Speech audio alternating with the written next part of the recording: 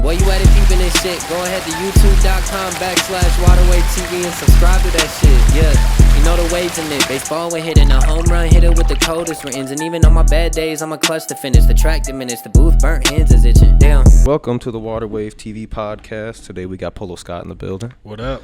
Just cooling, man.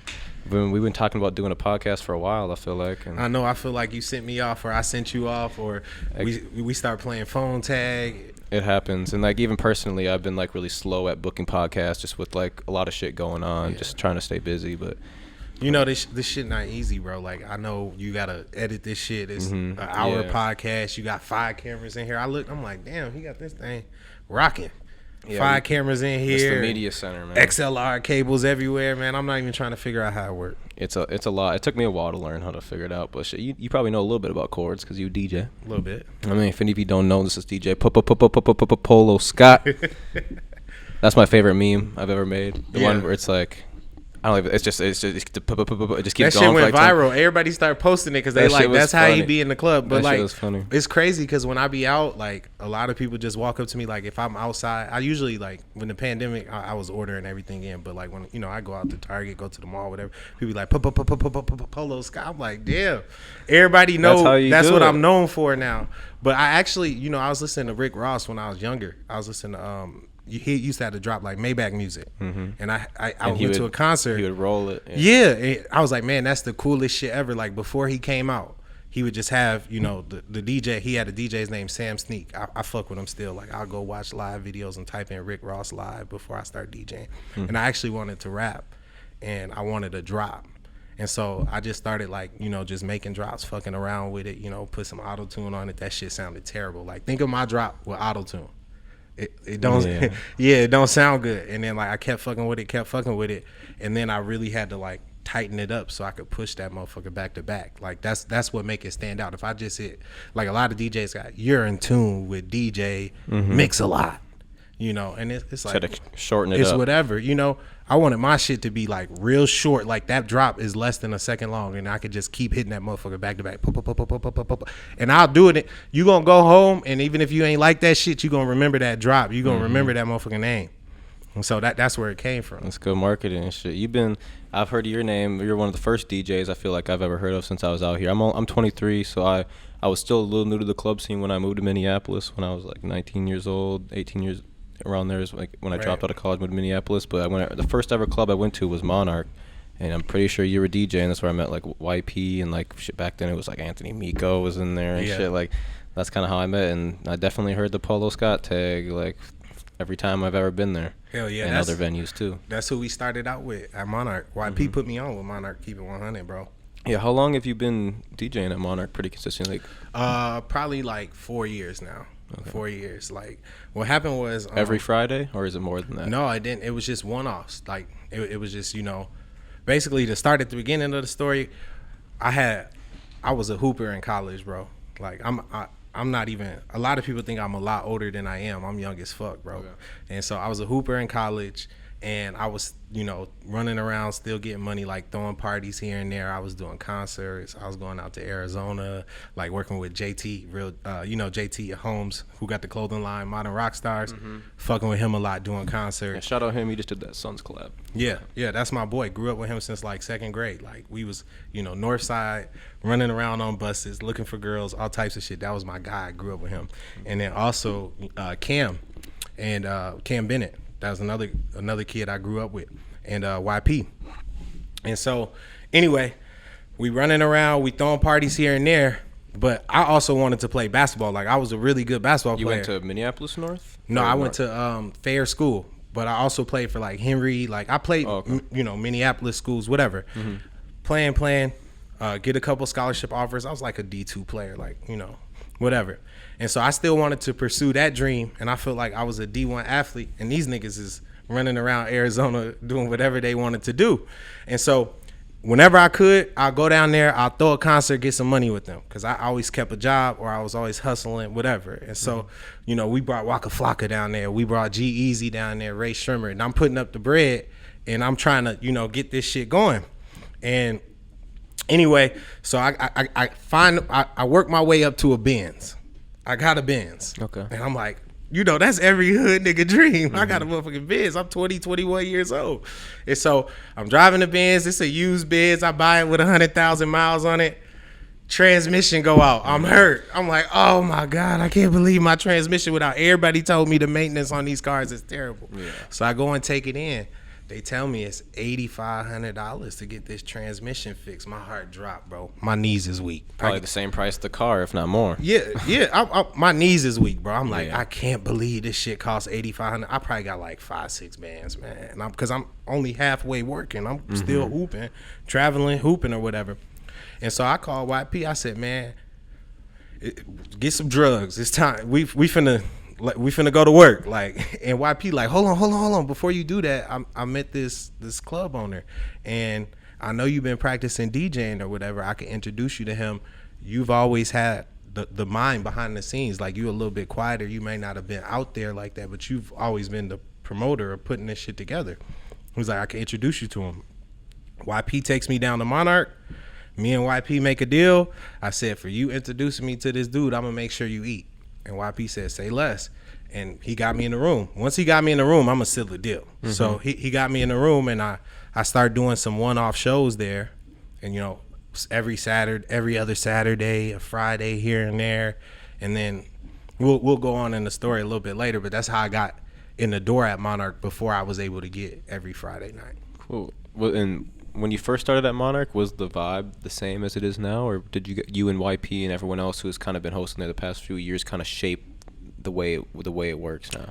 I think it was, I could be wrong, but I'm pretty sure it was a newer club because it used to be called Spades. And the current owner, shout out to Amir and Jared, Amir was the owner at the time, and he bought it from G. And it was Thursday nights. Like, this was before Gold Room. They had something called Gold Room Thursdays, and it was DJ Advance, and he was smoking shit. And then they had Saturdays too. They didn't have anything going on Fridays. And so yeah, I think it was probably a little bit more of an older crowd, and I think it was more of an upscale crowd. They was coming out of like a EDM time where they was charging $1,000 for a table. That was the concept of Spades, and they was trying to move their way into hip hop. And Vance was able to do that. You know, he was doing that on Thursday nights, but I don't think they had much going on Fridays, or, you know, Saturdays was kind of like me coming in there as a one-off, or Q coming in there as a one-off. Like, it was more like rental based. Yeah. So getting into Monarch after you basically trying to figure out what you're going to do to start making some more money besides working your job and hooping, so starting there, did you realize you could make a career out of being a DJ, or kind of how did that come? Was it like, I'm just going to do this until I make enough money to pay off my car, or I'm going to do, like, is that kind of how it started, or was it like, this is my new career, basically? Yeah, like, I had through a couple events, and actually what happened is I went on tour with King Louis. So like, I'm throwing events at Monarch, and I'm getting paid. And I guess King Louis had a show across the street at, I think it's called Bill's or Wild Bill's now, or Wild Greg's, across the street from Monarch. Yeah. At the time, it was called Privé, and it was owned by the owners of Gold Room. That place is big. Hell yeah. I bet if that shit was a club, that shit was. Yeah, it was busting. So anyway, that's sweet as fuck, bro. Yeah, that's sweet. New Prime drink, little review. That's what I thought when I sipped it too. Yeah, this is sweet as hell. It's like Kool-Aid. It's like sweeter Gatorade. Yeah, but anyway, so King Louis had a show at Privé, and I guess he might have had a show at Monarch too. I can't remember, bro. This like 4 or 5 years ago or whatever. But I'm damn near not even knowing what I'm doing. I'm still very early into my DJ career. I got a controller, bro. This motherfucker's smaller than this book game. I promise you. But at that time, I had just a lot of energy. I always been good at the mic. I had my Polo Scott drop from the first day that I DJ'd. So I had a couple things. I had the tools, like, you know, the foundation. And King Louis was there. His manager was there. And I'm like, I'm finna smoke this shit, bro. I'm finna make sure that I rock this motherfucker. So I'm rocking it. And I just shoot my shot. I look back. I said, y'all got a DJ? They said no. They was like, you want a DJ? I was like, hell yeah. And so I gave him my number. Didn't hear nothing from him for 2 weeks. I'm out to eat. I'm rooftop in Uptown. I'm out to eat. I get a phone call from a Chicago number. I'm like, man, this is about to be, you know. But then I wanted to believe it, but I didn't. I answered the phone. And because I was just such a hoe, I answered the phone. I said hello, and Doe, his manager, say, "Hey, what's up? This King Louis manager. You trying to go on tour?" I said, "Man, stop playing on my phone." Hung up. Just stupid. Just stupid. He called back, "Hey, you trying to go on tour or not?" And I'm like, "Hell yeah." He like, "Okay, bet we going on tour with Chance the Rapper, and it's an arena tour. It's the Be Encouraged tour. Be in San Diego in the morning." I said, "What?" He said, "Send me your name, your birthday. We gonna send you to San Diego in the morning." Nigga, I drive to my mama's house. I go back to the crib. I'm packing bags, whatever. They send me the flight information. I'm on a Delta flight to San Diego, and I go from these small ass, Monarch hold 200 people. We wasn't, or hold 350 people, whatever.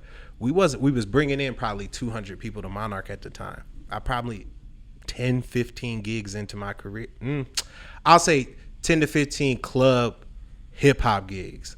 I was DJing like school dances and shit, starting out hustling that way. I was getting my first gig. I got paid $1,500 to do East Ridge High School. Shout out East Ridge. You got paid $1,500. Yeah. Do a high school? Yeah. Oh man, the school dances, it was crazy. The school budgets, that's game for all the DJs out there. The school budgets, they crazy. Talk to your high schools.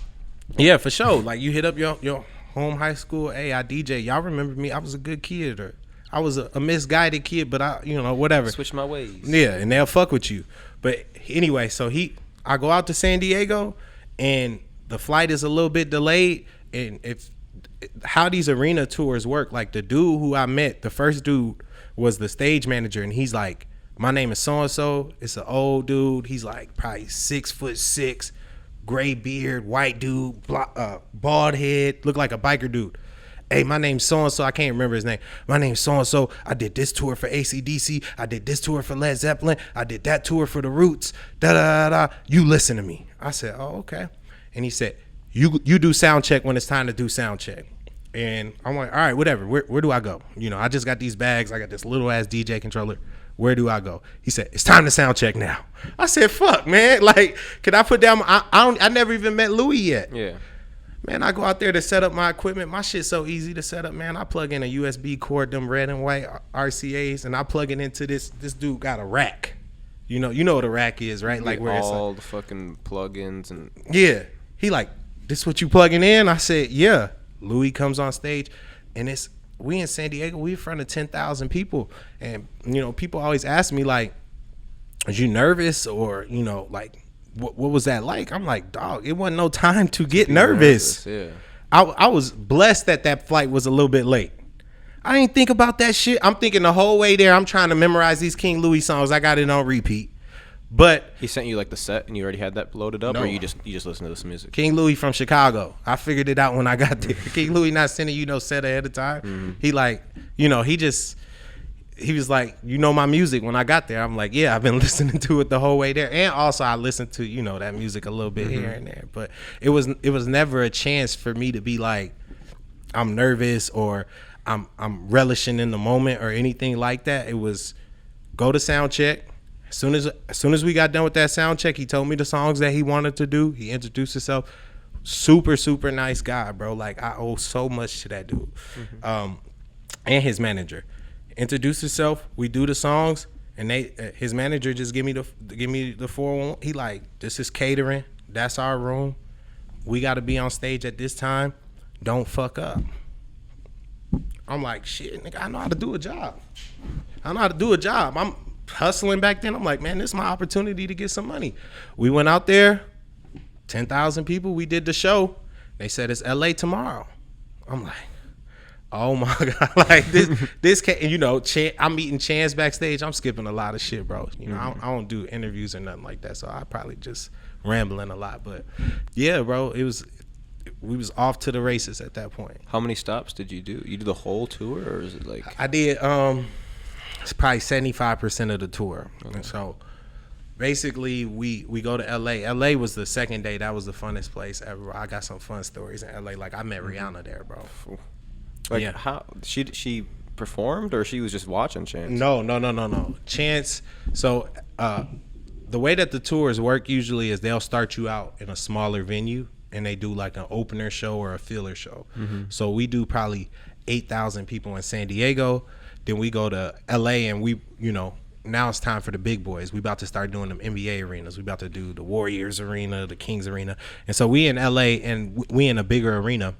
And when you in LA, them stars come out to them shows, them concerts. And so it's like this thing, it's called like the sound pit, where basically in the middle of the crowd, you can't see them, but it's like the soundboard man, it's the cameraman. They usually have that at festivals a lot, right? Where there's like that alley that's like up the middle, and then there's exactly. like Dog, I'm talking about everybody you could think of, Kevin Durant, Steph Curry, Rihanna, all of them are watching this show. And, you know, I do my set. King Louis always drink Jameson. I grab the bottle of Jameson out the thing. I'll go out there by myself, you know, whatever. And I'm watching the show. I get a text like, hey, we about to leave right now. Come back to the SUV. And when we go to SUV, I'm thinking we going back to the hotel. They bring us to, I can't even know the name. I don't even know the name of the space. They bring us to this arcade, like social lounge type of spot. And the whole spot rented out, bro. I swear to God, bro. I can't lie, bro. The whole spot is rented out. Everything in this motherfucker is free. And you look around and it's people like, that is like C-list celebrities, but you still like, what the fuck? Like I look to my right and it's T.I. daughter, Zanique. And I'm like, ooh, I'm about to shoot my shot. Like it's just stupid shit. You know what I mean? Like you look to the left and it's whoever, like, you know, it's somebody on Growing Up Hip Hop. It's Johnny Blaze or whatever. But then we chilling, we playing arcade games, we doing all this free stuff, whatever. I'm about to go walk out. I think Louis was like, you know, we about to go get some weed from the car or something. I can't remember what it was. I'm about to walk out. Security says, no. You can't walk out right now. And I'm thinking, I'm with fucking King Louis. This is the #1 support act on the show, you know? And they like, no. You can't walk out right now. And I'm like, all right, well, you know, Louis talked to him and he was like, all right, cool. We not going to walk out right now. Man, I swear that door flung open. I swear she might have been floating, bro. Rihanna walked right in. Oh. I'm like, oh my God, that's Rihanna. So first thing she do, in typical, like what you think Rihanna would do, she goes straight to the table and start rolling a blunt, man. I can't cap, bro. She goes straight to the table, start rolling a blunt. And she starts playing this Fast and the Furious game, and she like, who want to play with me? I sat right in that chair. I sat right next. I'm so scared. We playing the little game. I don't even want to look at her. You know how you next to somebody, you like, I don't even want. I'm just stiff, bro. You don't want to get caught looking, like staring or like. Dog, I'm not even. Out. Yeah, I'm not even playing the game for real, man. I'm crashing and shit. Like she whooping our ass because she's just trying to, you know. And that was it, bro. But that's after that. I'm like, man, like if the tour stopped right there, I'm good. I met Rihanna. Like, yeah. What else? You got to race against Rihanna. Exactly. Yeah, I'm glad to take that L. That's crazy.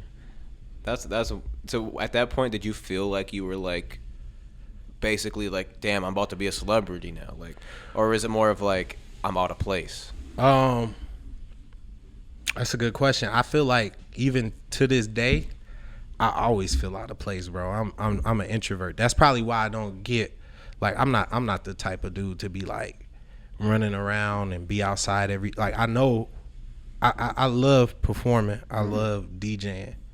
I'm not the type of dude to go in the crowd and mosh with everybody or you know, I'm not even the type of dude to kick back and suck dick and you're great. I might like I'll comment on your shit every now and then. Keep going, bro. You know, I'll show Rich Pedro, that's my guy. I share his shit once a month, make sure, once a week, whatever. But I'm not really like super mixy.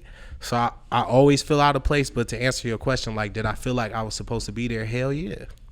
I've been verified since I was 16 years old. Like, there's a lot of steps in my career that a lot of people miss on. Mm-hmm. Like, first thing I did, bro, I made music. After I made music, I was a hell of a basketball player. I was known for basketball.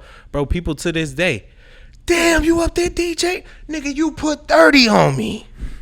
Every time. And it also the type of basketball player I was. Like, people watching this, they're going to tell you, he's telling the truth. I'm not going to guard you. I don't play defense. Nigga, I'm trying to score the fucking ball. Mm-hmm. I'm shooting that bitch every play.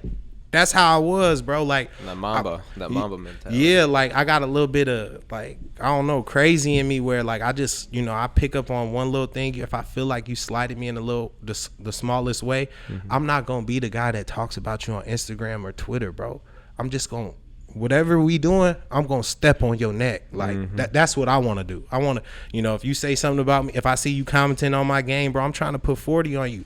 Then I'm gonna comment about it later. Or if I feel like I'm not getting the recognition I want as a DJ, bro, them ticket sales. That's what them pocket. What I pull up in today? What was I driving? I don't know. I didn't see that. What's that? The Mozzie. What's that? Like, that's because I'm really out here working, bro. I'm letting my work speak. That's and so a lot of times I be quiet about it, and then sometimes every once in a while I feel like I gotta say, like, come on, man. Like, this is. Because I feel like you're not the type to flaunt a lot of shit. Like, you'll put on a great event and you won't even you're on to the next because you do this shit. It's not like it's not like to act like you've been there before type of thing. Like, if someone does something cool, and they going crazy, like, yeah, oh my, I'm the guy, I'm the shit. And it's like, well, it must be the first time you've done that, because if you've done this countless amount of times and it's like 10th time you sold out a show or some shit, or DJ'd a successful night, you don't need to flaunt it, because you don't need to show off that you're doing this. You just do this shit. And it's also just because the amount that I work, which is the hardest part. Like, I think that a lot of people don't realize that when I was first starting out and I was doing one event a month or 2 events a month, dog, you couldn't, like, we had to turn away people at the door.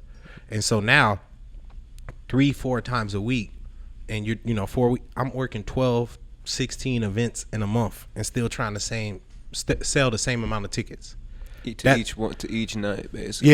Yeah. I don't got time to celebrate.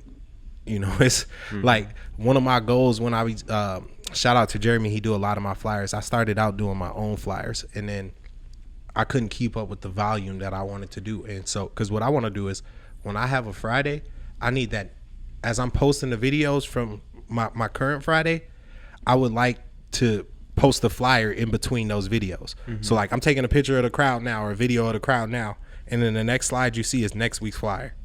Damn, that's lit. There's next week's flyer. Oh, it's ladies free next week? We there next week. And then I just keep, like, you'll notice on my story, I alternate the video of the crowd, then the flyer, the next week's flyer, the video of the crowd, then next week's flyer. And because they seeing that excitement, and then they seeing how they can get involved or how they can get in tune.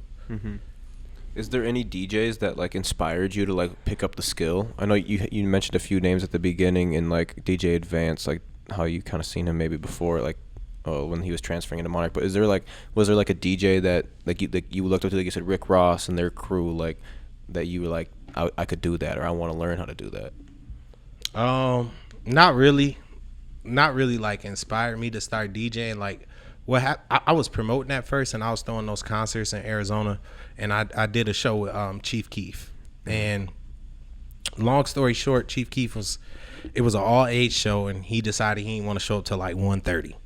And so I ended up losing a shit ton of money on that show. Like, I had to pay a couple DJs out there. I had to, pay for the venue out there. Like, it was a lot of stuff that went on out there.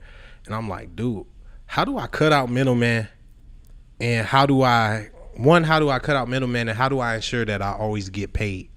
And I already had been dabbling in DJing, because I told you, me and Cam, we grew up together. Yeah. And so we're not really DJing.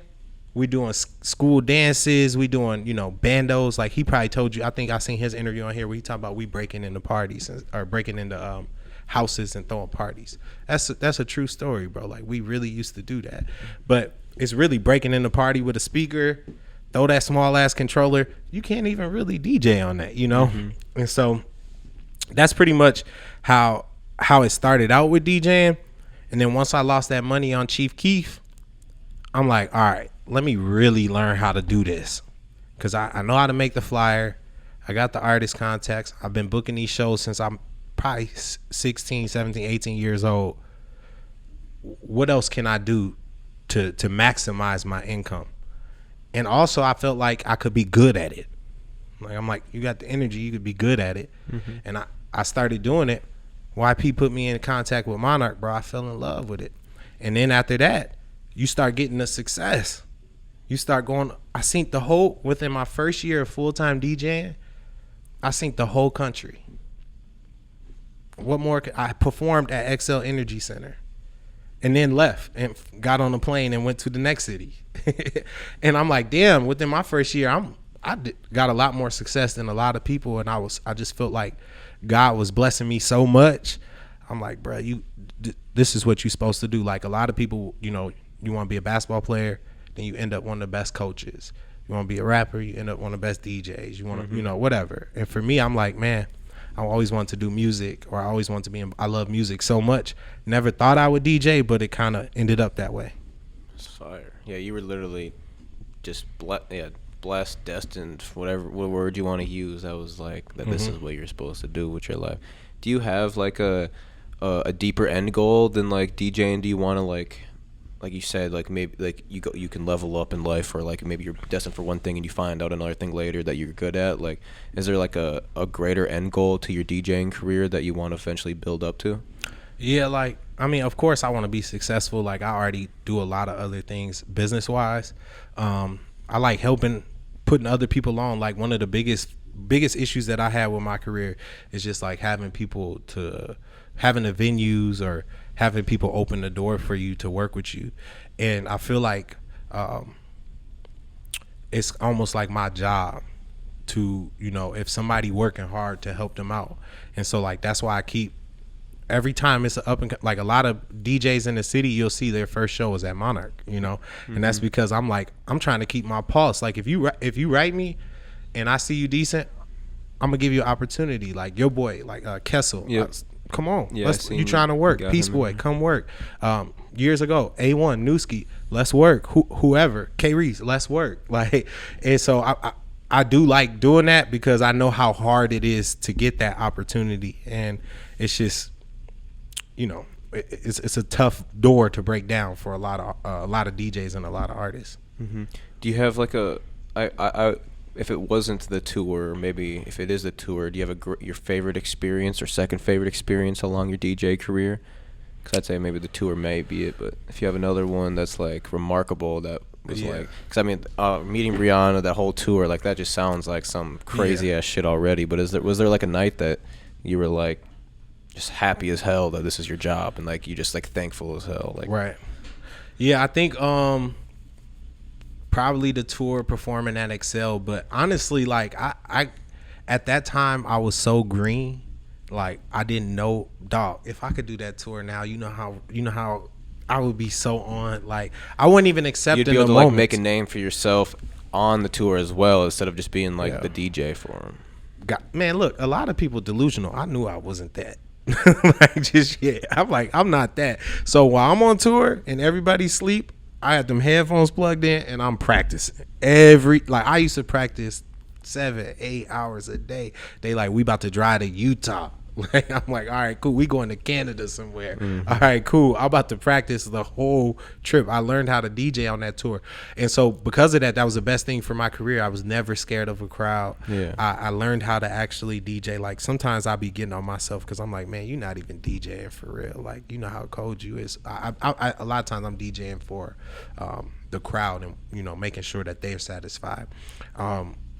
So the tour, I really couldn't accept that. I think, or I couldn't digest that. That's the word. But I think that a lot of them Fridays at Monarch, those are those moments where, like, if you think of the people, it's so hard to get concerts done in Minnesota. Like, it's so hard to find venues. And so a lot of the times when I'm doing them shows, I'm taking L's and I'm doing it for the city.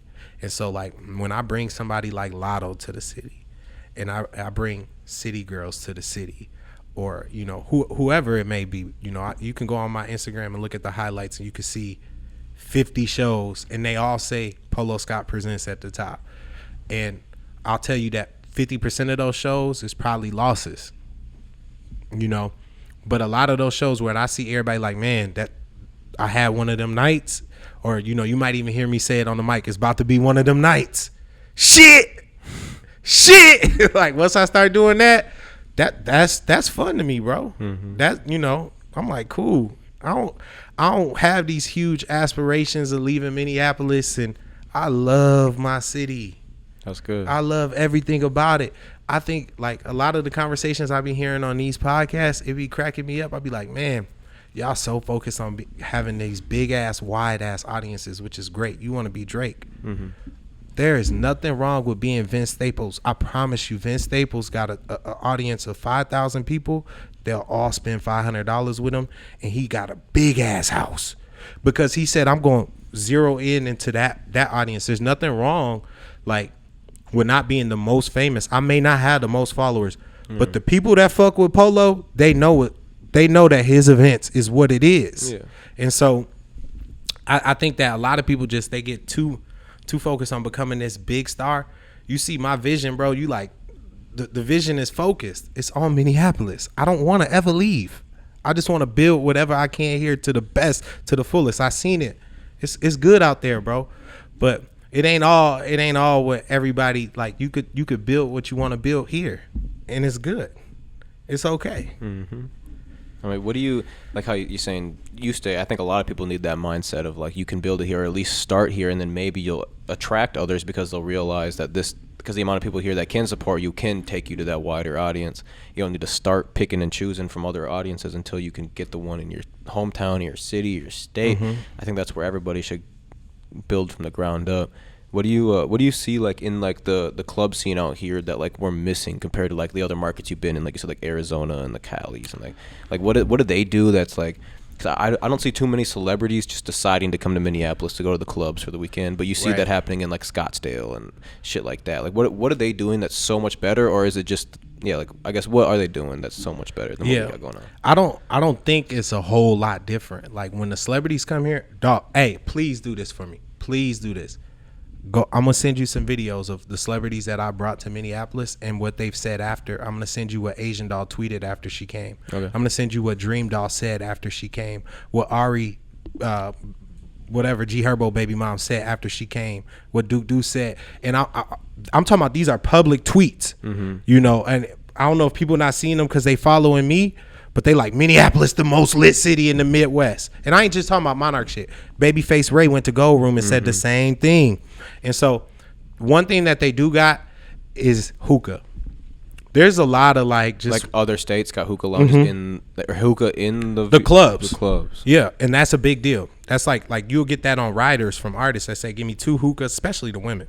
Give me 2 hookahs, give me this, that. And I was like, I can't. Is that not allowed in Minnesota? Like, I can't fulfill like it. Rules and shit, like you can't have indoor hookah lounges? By law, it's not allowed. Why is that law a thing? I don't know, because it's legal in most states. But can you do outdoor hookah in Minnesota? 'Cause I've seen random smoke shops have like their little patio and they're smoking hookah. But yeah, I don't know too much about the hookah. You could do outdoor hookah. You can't do indoor hookah, and we're talking about something that is $5,000 a night in revenue. So then when I say hookah, you like, oh, Polo, that's not gonna change the experience. No, but if I get $5,000 for 3 nights, then maybe I can go get fucking Trippie Redd to come through. Maybe I could, you know what I'm saying? Like, that's the reason why the hip hop scene is slow. It's a slow growth in Minneapolis and St. Paul, Twin Cities area.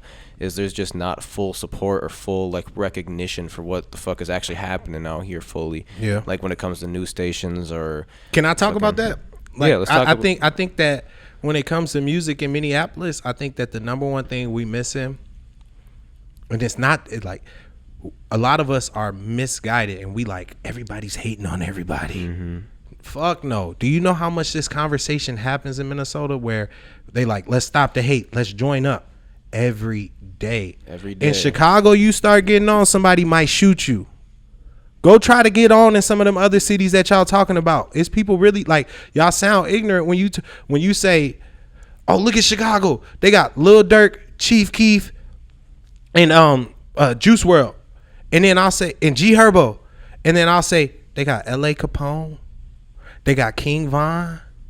I'm talking about dead people now. You know what I mean? They got FBG Duck. Why you think, you know, so it is not necessarily just all the hate. What we really need, and the hate is not hindering us, because that's everywhere. Anywhere you get on, as soon as you start winning, there's going to be a certain group that says, I don't like that guy, or I don't like that girl, or whatever.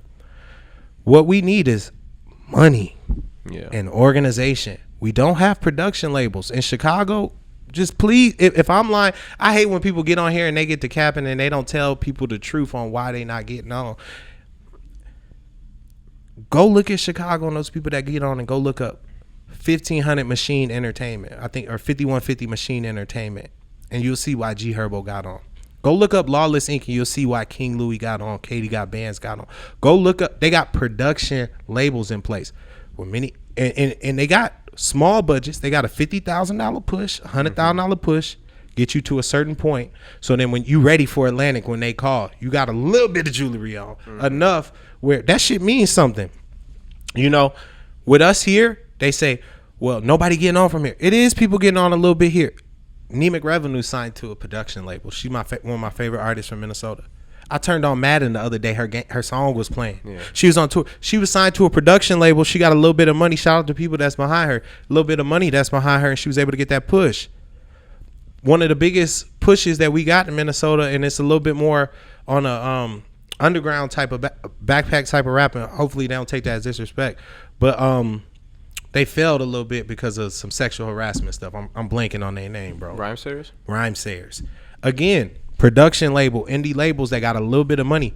Right now here, a lot of those hood, like a lot of those cities that got those people coming out of them in Atlanta, and you know, go look up Think It's a Game or QC. Those production labels are the bridge for them. Yeah. They go, you know, the people who started Think It's a Game or P from QC, they was drug dealers who had $300,000-$400,000, and they said, I'm gonna put $100,000 in this little nigga. That's what happened. And it works out. And here we don't have that. We need that 100,000. Somebody convince somebody with 100,000 to really go and do that for. And it's that simple, because a lot of people don't realize this. What y'all are trying to do with this rap stuff, I'm not shooting down nobody's dreams. It's harder than making the NBA. There are 40 rappers out here making money, living, like millions. There are probably 4,000 rappers making six figures, or 400 rappers making six figures. There are 30 teams with 15 players on each team. There's G League, there's Europe, there's so many. You can name somebody that you know that probably gonna make Parker Fox gonna make money off of basketball one day. You probably don't know nobody that ever made money off of music. So just understand that your chances, if they tell you in school it's 1 in a million you make the NBA, and you can name 2 players that made the NBA, that means it's 1 in 2 million to make it in rap. Which is okay, but you just gotta know that. Yeah. You gotta know that, nigga, this ain't coming easy. This is hard. This is one of the hardest things ever to do. And so if they putting all this money into, you know, camps, you gotta put that bread up. And it's like, it's sad, and you know, you wish it was based on talent only. It's not. Yeah. It's a lot of it is the structure, you know, having that structure, that organization, and then having the bread in the end, to the budgets to do what you need to do. To, you know, nobody's gonna let you perform for free. I'm sorry.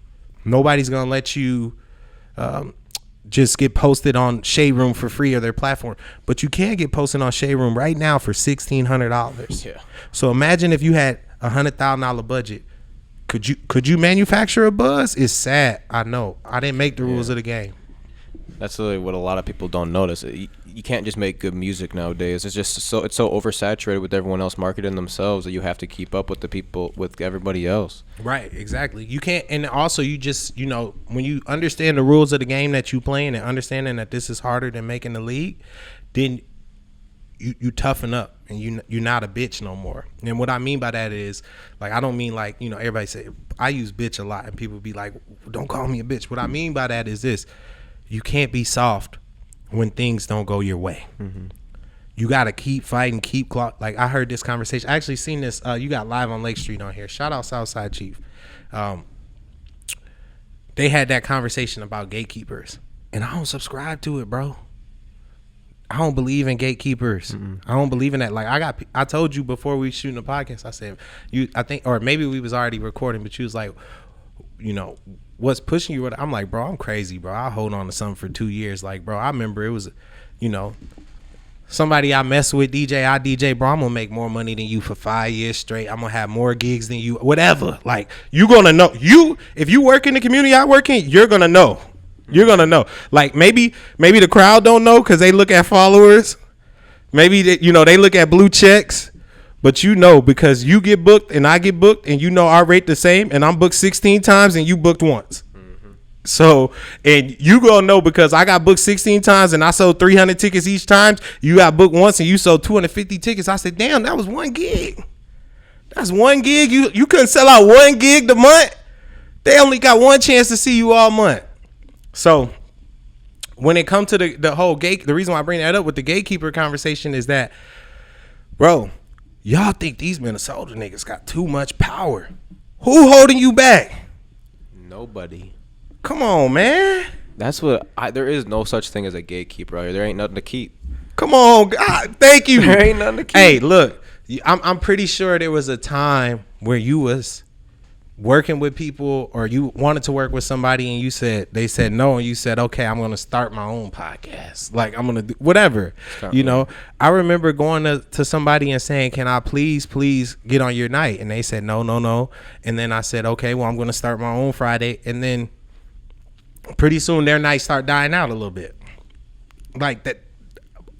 I could have been a bitch in that moment and said, nobody let me on their night.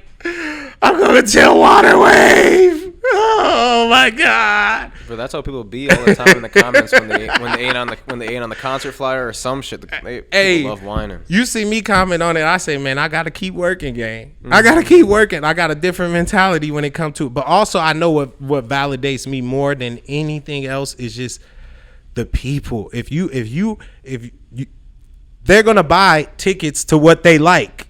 That's that. Everybody can say he's terrible, he's trash, it's a line out the door. Somebody likes him. And the other thing is for promoters, and I'm a promoter myself. You work with me, you gonna make money.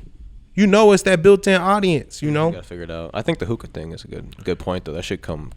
They should allow that. I don't know who we gotta talk to make that happen. But. Yeah, I'm like, man, if I gotta put together some money to do like a political pact or whatever to donate to somebody's campaign, we need to do that. I feel like it could be a quick fix. Yeah. Who do you spin locally in the club, or who do you hear being spinned a lot? Like who you been fucking with, like club music wise, that you be playing? Yeah, I just did Rich Pedro's release party last week. Okay. And so Rich Pedro, that's my guy. I fuck with him. Skeet is on fire, bro. Yeah, he has been good.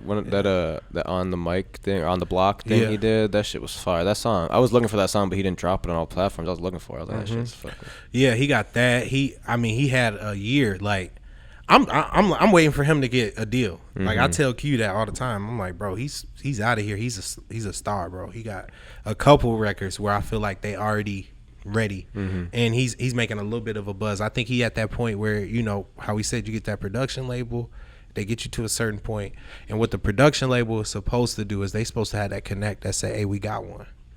Hey, we got one. And they supposed to be able to call that A&R. That's the thing that we're missing. But I think Skeet is at that point right now. John Ray had a crazy run. I still play him and then after that, it's just like, for me, it's, if you send me something that's hot, I'm gonna fuck with you or not. If it's not, I can't play it. Like for me, my set means more than a little bit of bread. Like a lot of DJs get paid and they'll play whatever and they'll ruin their set or it'll make them sound terrible. I won't do that. Like I realize that DJing is not about me, and some people get upset with me about that. It's really not about me. It's about the crowd. And if there's 10 people in the crowd, I need 8 with me dancing their ass off. If it's 100, I need 80. If it's 200, I need that. And so I'm gonna play. I'm gonna make sure that I'm playing music that works with that. Is dancing music, that is club music that they're gonna vibe to. I want to make sure that they sing every word. If I can, the whole night, I want to drop the beat and just let them sing every fucking word, bro. And so, yeah. So basically, if you send it to me and I'm rocking with it, I turn it on, and I always definitely, especially like, want to support local brands. Like right now, my homegirl, she gonna kill me, bro. Cause that's the Flavors brand. I don't know how to say her name. Dracia. Got it right. Yeah, this is her brand. I got her hat right now. So I always definitely support local, but also I'm a realist with with everybody. You know what I mean? Like I when I was working with Rich Pedro early, he'll tell you this. I brought him to my crib and I had all of these same conversations with him on my views on things. Production label. You got to have the money behind you. You got to be organized. This sounds good. In my house. Like, come on. You say you want people to, recognize your music, all that? Come over. His girl came over, everything. I think we ordered food, whatever, and had that conversation, you know. So I'm gonna be a realist with you and say this works, that don't work. But then also, if you got something that work, I told you I want to make sure that I open that door for everybody. And so, like, we recently start also doing performances at Monarch. Like, that was one thing where it's traditionally not a performance club. It's too small for a performance, right? But if I don't let people perform, where they gonna perform at? That's just what it is, you know. Like, there's a couple events. Yeah. I know y'all got one going on at Poorhouse coming up. Poorhouse do hip hop every now and then. Yeah, I've been trying. That's one spot that we've always done well with, like the sound crew and security and shit. So I try to always book there, but they're always booked with just random ass events, birthdays or EDM nights or whatever. So it's like it's hard to get in there. But I'd love to throw a concert a month, if not more. Like right. I'd love to be like that, like one of those like brands that are always throwing concerts and they're putting on new lineups like every time, you know. Right. I'd love to be like one of those brands, but it's hard to work with venues. A lot of them don't hit you back or they don't call you back, and it's like you try to build a relationship with one, you do a couple in a row, and then all of a sudden, oh, we're booked for the next 6 months. Yeah, that's the issue, is the venues. Like, it's not that, you know, people are struggling to get the financing. It's not that people are struggling to get the artists, the contacts. It's like, you know, I've hit up venues and told them, like, you know, I had Megan Thee Stallion at 15,000 before Hot Girl Summer came out, and I couldn't find a venue for it through her agency. It's about time. We got connected with a friend that owns their family owns like a warehouse or some shit. So like we're trying to get to that point where like shit, we might stop working with the venues and just make our own venue. Like, it's a warehouse, has bathrooms, it has plumbing, it has like a little room for like concessions and like everything. So it's like it's pretty well put together. So it's like this might be like the next move, because you can set your own age limits, you can hire your own security, you can do everything you want to make sure everything works in the most safe way possible, and you don't have to worry about if the date's available. You just got the spot. Right, you know, right. You can do concerts, you can do pop-up, you can do whatever you want, as long as you can secure a spot that someone's either down to let you use for X amount of dollars a time or rent it for the month or whatever. And it's like that's like the next thing. Is that that's what a lot of people doing right now, is they going underground. They going to like these after party spots, because these venues is you know, it's hard to find support from these venues right now. So you had the chain on. I was curious who made your chain for you. Johnny Dang. Johnny Dang did it? Swear to God. Fire. Johnny Dang. Hey, look, matter of fact, what'd that say on the back? JD, Johnny Dang. That's fire. How did you meet him? Or Johnny will make a chain if you you could go get his number on Instagram right now. If you DM Johnny Dang right now and you say, my name's so and so, bro, hold on. Matter of fact, I'm gonna show you these DMs so you know I'm not capping. Okay, we can put them on the screen if you'd like. I mean, you just have to send them to me, but we can put them on the screen if you'd like to. I DM Johnny Dang and I said, my name is Polo Scott. I'm a DJ from Minneapolis. I've been doing real good. I wanted to do something for myself. I never brag. I never do interviews. You know, I told him that shit or whatever. And I said, I'm trying to get a custom chain. And he said, my people gonna reach out to you. A day later, I got a text. And it was from an 832 number, which is Houston. And I'll find it for you. But I got a text, and they was like, what you trying to get done or whatever? And then they put me on FaceTime. I was on FaceTime with them and shit. And I sent them my logo. They said, can you send the money? I was like, how? And they like, Cash App. I was scared as fuck. Cash App. Come on, gang. Like, we talking about thousands of dollars, bro. Yeah. And they like send half up front to get it started, or send 30% up, you know, whatever. I ain't gonna give away all his shit. And he's like, you know, send a certain amount to get it started, and I'm gonna send you back a receipt. I'm like, man, I gotta FaceTime Johnny. What the fuck, nigga? Yeah, like, Cash App is a little. I gotta FaceTime Johnny, like, you know. So anyway, we FaceTime whatever, and I sent him the bread. And then 2-3 weeks later, I was actually going on a trip with DJ Envy, a private jet. You might see that on my Instagram too. What happened with that was Envy had just posted on his Instagram that he wanted to do one-on-one real estate courses. I've been listening to Breakfast Club since I was 18. I listen to every episode of the Breakfast Club every day since I was 18. Big podcast guy. And so I'm listening to Envy's Instagram or whatever, and he say, hey, I got a once in a lifetime opportunity. Whoever wants to learn about real estate, you serious about your craft, I'll bring you on a private jet. You could talk with me for 3 hours. We could talk real estate. We'll go down to Orlando. We'll give a seminar. We go see some houses. I DM like, for real? Well, yes. Okay. I swiped up. They said the cost. I booked it within 15 seconds of him. You know how you can see the Instagram that say 15 seconds? I booked that motherfucker. And so I go out to New York City. And they finally sent, it's like the day before we supposed to get on the jet. They've been lagging. They finally sent me the jet info. And I get to this airport. It's called Teterboro in New York. It's like a private airport. Mm-hmm. That might be the best experience in my career. Bro, when I walk into this place, it's an airport, but it's not an airport. And a lot of the stuff that you would think doesn't mean much means the world. For example, you could walk straight to your plane. There's no TSA. There's nobody checking no bags. There's no. You could have a private jet. Yeah, you could have like you know how they said Juice WRLD had like 60 pounds on him when they raided the jet. I understand how. You can run on there with whatever you want. Dog, they had my name on the boarding thing because I booked it because I'm trying to be cool. Look, I'm trying to be cool. I booked it under Polo Scott. So then they like, all right, can I see your ID? The pilot just wants to make sure everybody has ID. He like, this name's not on the list because it says my real name. And I'm like, oh, but the last name matches. They like, okay, you're good. Like, think about that, you know? Yeah. And they in the back cooking up whatever you could think of. You know, you ask for it, they can make it. Like, I remember on the jet. Yeah, like some people will know who Caesar is. Flipping NJ. He's a big real estate guy or guru or whatever. He put envy on. He like, can I have some more sauce on this? And the flight attendant lady made the sauce from scratch. You know, on the plane while we flying. And so we asked him a lot of real estate questions, or whatever, and that's how I got pushed into the real estate business because I wanted to make sure, like, you know, I was able to be smart with what I was doing. Like this, I got into that business. I didn't have the chain on the jet. I was learning real estate, and once I feel comfortable from a real estate standpoint, then I was able to, you know. Is real estate? You still into real estate right now? Mm-hmm. Is that like your job outside of DJing, or is it? Mm-mm. So I got another corporate thing that I'm doing. That's, you know, marketing for a big company. Yeah, cool. One more thing I definitely wanted to get into is I feel like every time I've seen you outside of the club, you've been with like Melly P.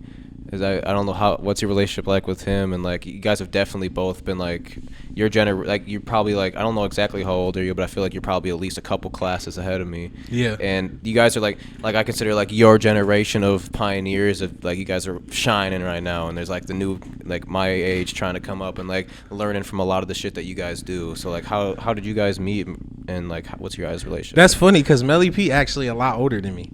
But actually I was talking to one of the DJs. People, because I've been DJing for so long, people think I'm older than I am. How old are you? You say it? You ever say it publicly? Yeah, I say it. I'm 27. 27. Yeah, okay. Yeah. But a lot of the, like, I was pretty much like every DJ you have on this board is older than me. Mm-hmm. We're going to say that, okay? And I was DJing with another DJ, and it was somebody that I, like, you know, I put in a position, you know, whatever. He like, yeah, OG, da-da-da-da. And I'm like, he like, yeah, I just appreciate you, da-da-da. And he like, I guess I had asked him, like, how old is you? And he told me he was 20. I said, we the same motherfucking age, man. He like, OG. Yeah. Big bro, OG.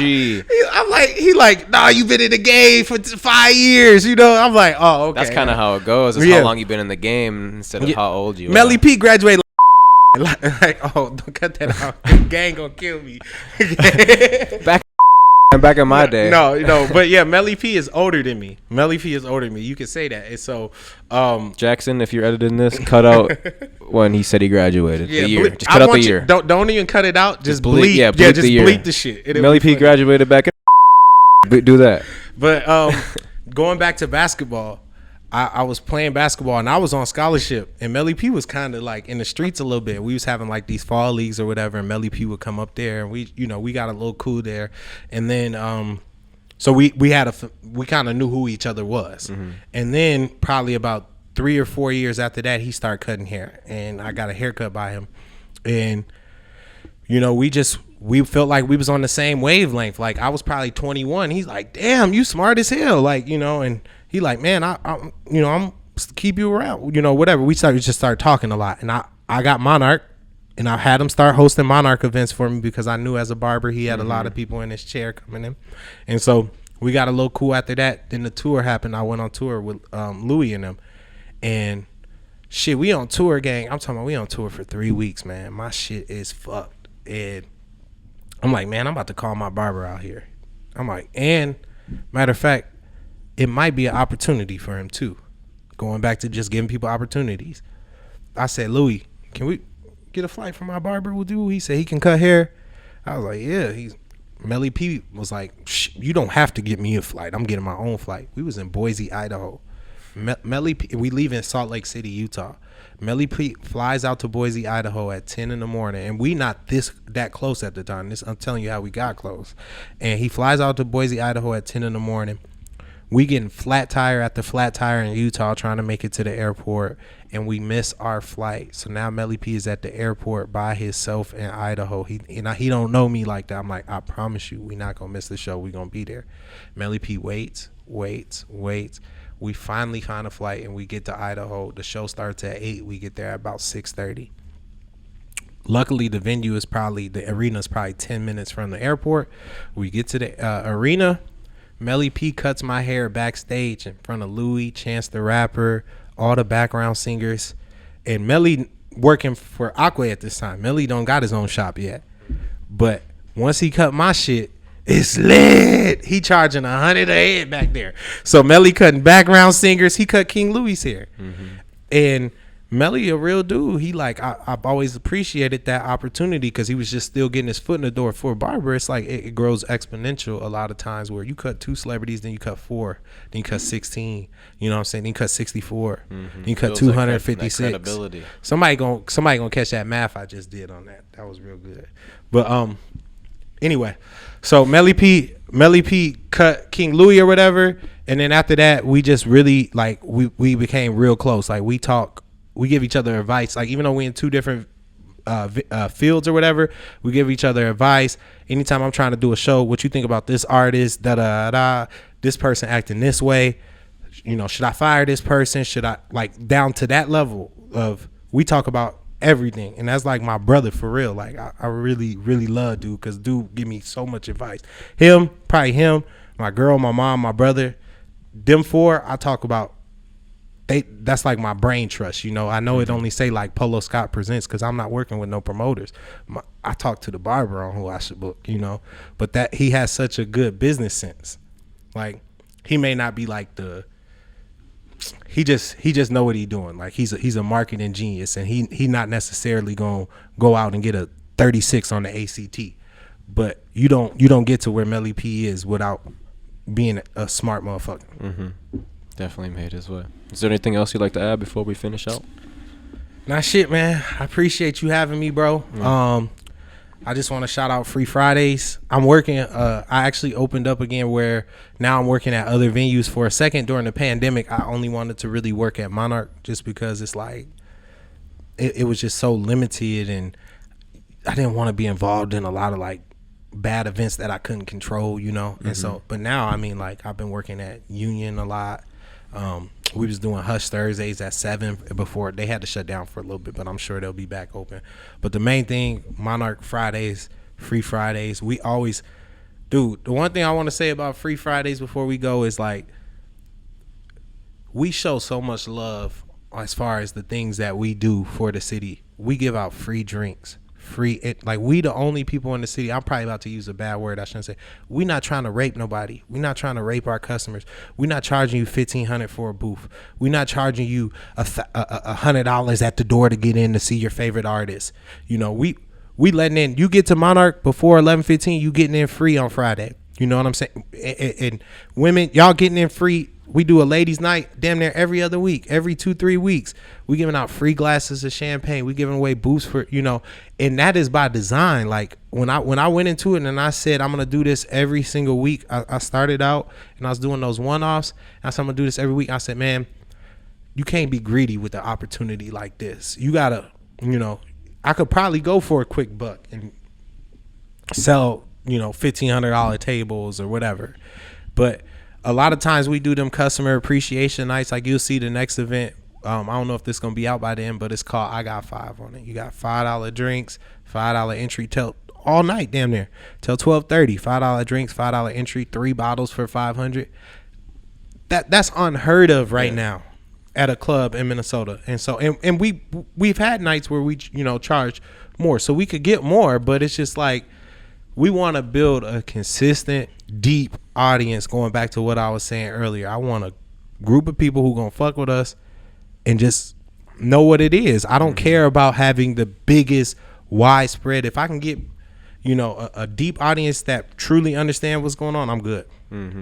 That's what I learned. It kind of relates to it, but a little different. But like, for example, like if you get 1,000 views on a YouTube video, you may get 20 cents from that. If you get if you sell your own content on your website, maybe charge $5 to watch this video, you get 10, 20 people to watch your video. It's $50 to $100 compared to 1,000 people widespread that maybe just peep it. But now you got a strong 20 people that'll give you $5 to watch this new video. Yeah, and you making $100. So some people don't value them 20 people. Like we gonna, and I can see that in your platform too, that you care.